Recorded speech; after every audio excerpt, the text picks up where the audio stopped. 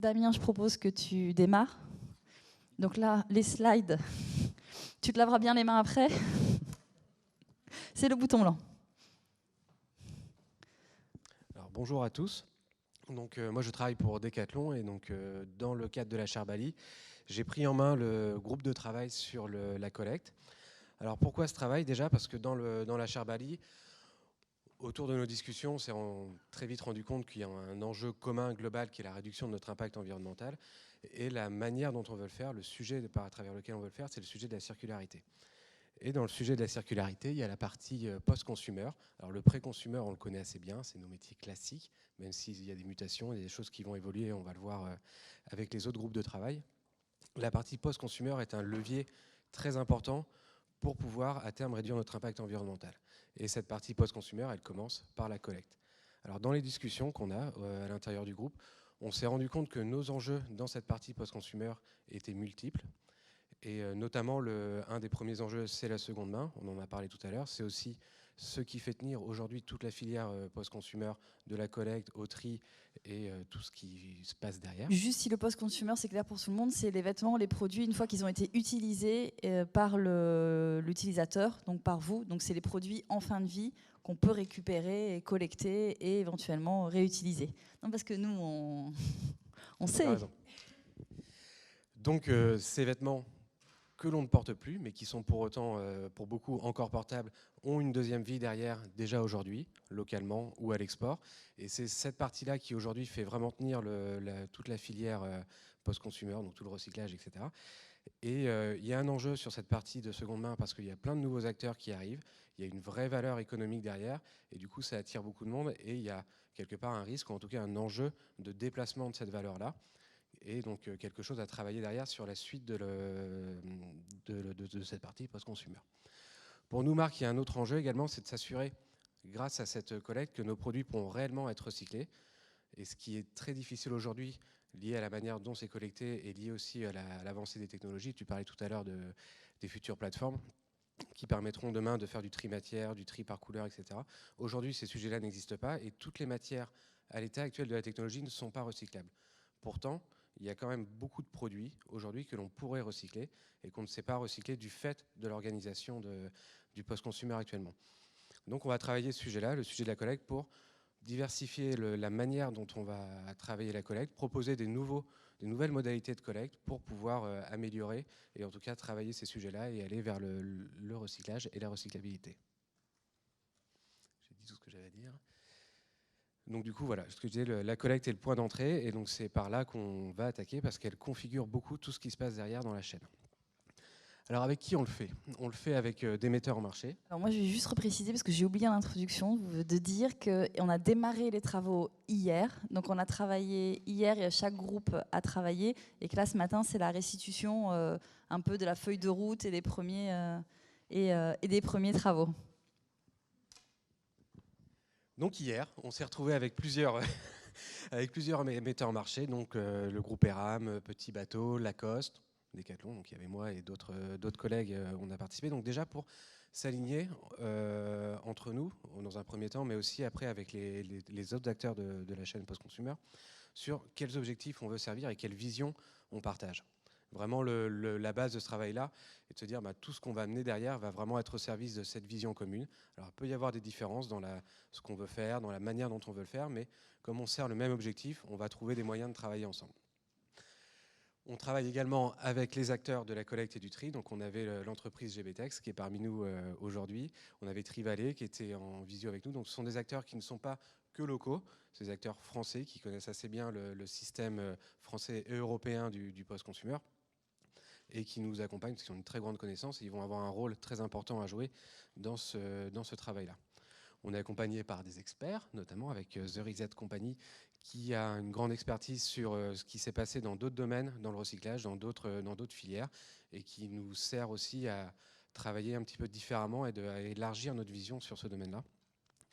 Et on a des collectivités locales avec la région Nouvelle-Aquitaine, que j'ai aperçu tout à l'heure, qui nous accompagnent également et qui, dans ce sujet de la collecte et du post-consumer, les collectivités locales et toute la partie existante, déjà tout le réseau existant de gestion des déchets et de gestion des produits fin de vie, est un appui et aura un rôle très important à jouer. Dans ce qu'on va faire, l'idée, on ne va pas chercher à réinventer toute la collecte de la manière dont elle existe aujourd'hui. On va essayer de proposer d'autres systèmes, une autre manière de faire, des évolutions qui pourront demain soit s'additionner à la collecte telle qu'elle existe aujourd'hui, soit proposer une nouvelle valeur différente. Mais vraiment, l'idée n'est pas de remplacer, de tout chambouler, mais de proposer quelque chose de différent et d'ajouter pour aller chercher plus de valeur.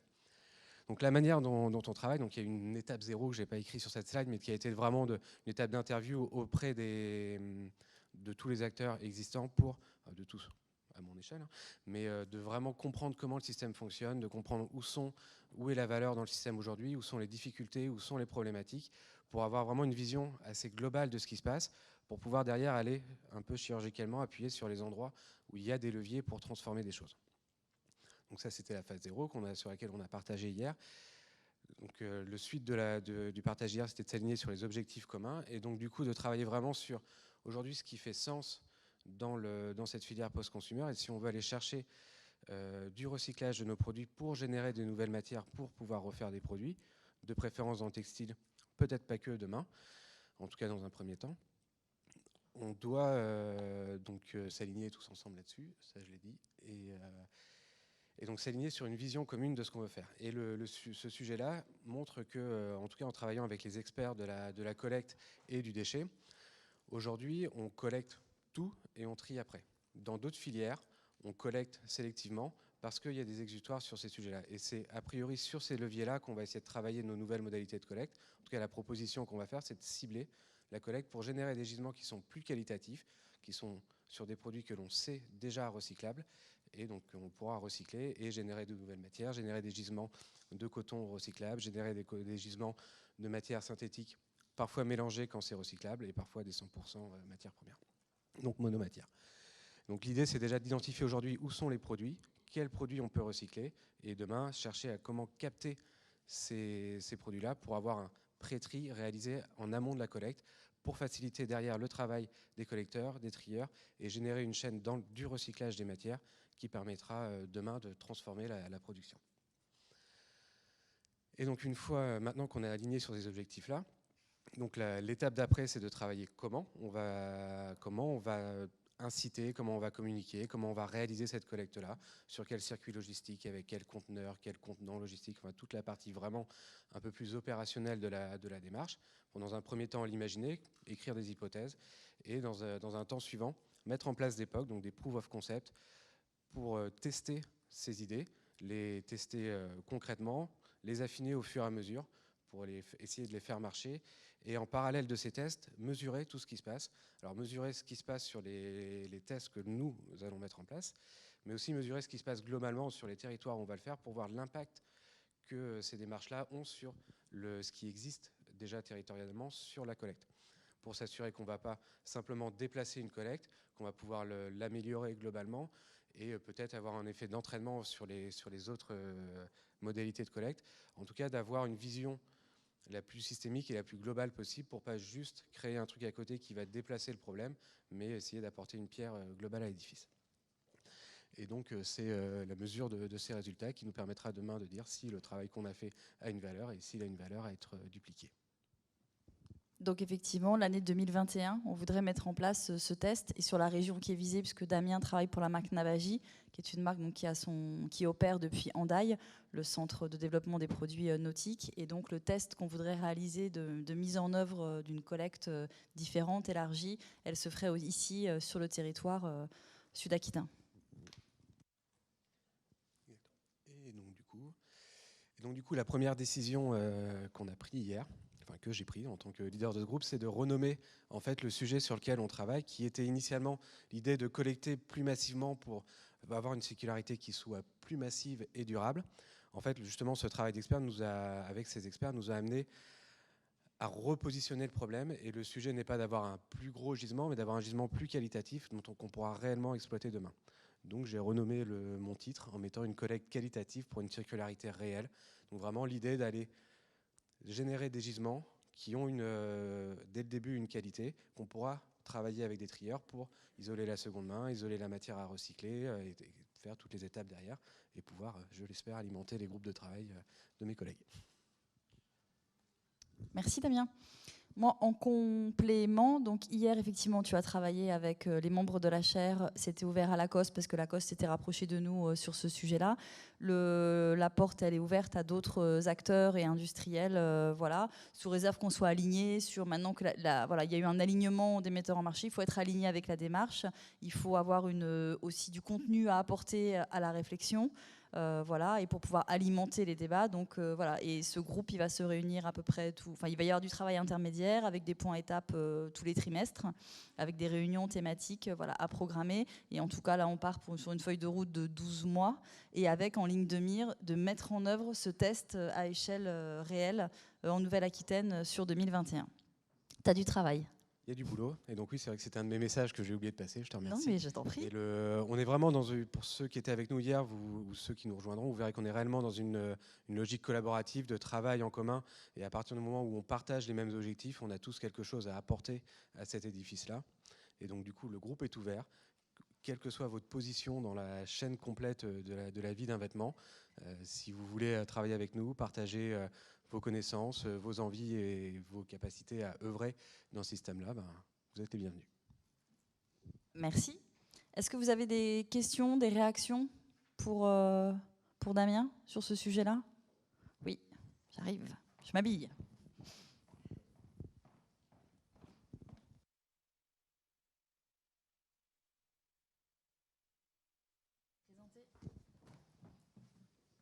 Bonjour, Alicia, journaliste pour Média Basque. En fait, je me demandais, quand vous mettez en place un système, que vous souhaitez mettre en place un système de collecte, ça concerne vos vêtements de votre marque ou ça peut être des vêtements d'autres marques qui utilisent les mêmes matières? Alors, le comment, on le verra à l'étape d'après. Aujourd'hui, le sujet est multiple. La volonté aujourd'hui des metteurs en marché est travailler la seconde main essentiellement sur ses marques propres. Les gens avec qui on discute aujourd'hui, qui ont des chaînes, soit des distributeurs, soit des marques propres, leurs propres marques, pardon, n'ont pas forcément envie d'œuvrer sur la seconde main des autres. On va d'abord nettoyer devant nos propres portes et travailler nos propres productions. Néanmoins, la question du produit recyclable, ça demande à ce que si demain, Decathlon ou d'autres acteurs veulent mettre en place des productions avec des matières recyclées, on ne pourra pas se contenter de la collecte des produits que nous avons déjà mis sur le marché. Donc la question est ouverte, le sujet n'est pas forcément le plus simple à traiter, mais c'est vraiment dans cette volonté de générer des gisements de matières recyclables et donc de matières recyclées pour injecter dans nos productions après, va demander forcément d'ouvrir la porte à d'autres gisements.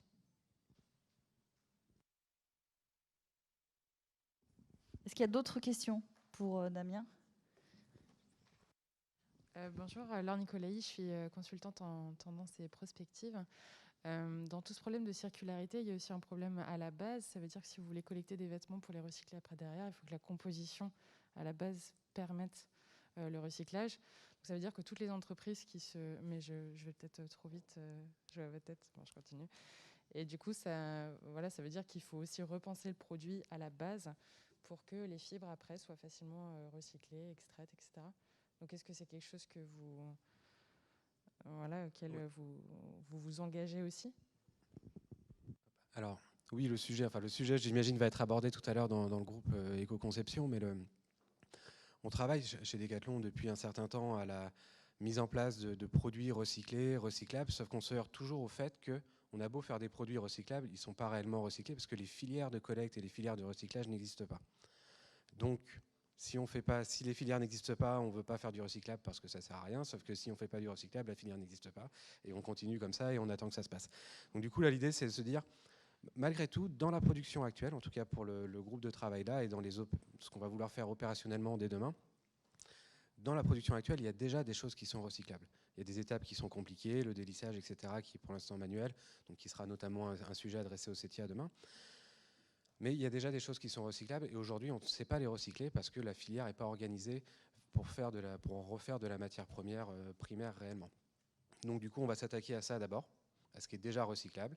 Et puis après, on va espérer que nos amis amènent des sujets pour augmenter la quantité de produits qui sera recyclable et que cette collecte puisse demain dans le temps se massifier, mais en ciblant toujours ces matières pour lesquelles et ces produits pour lesquels on a des exutoires.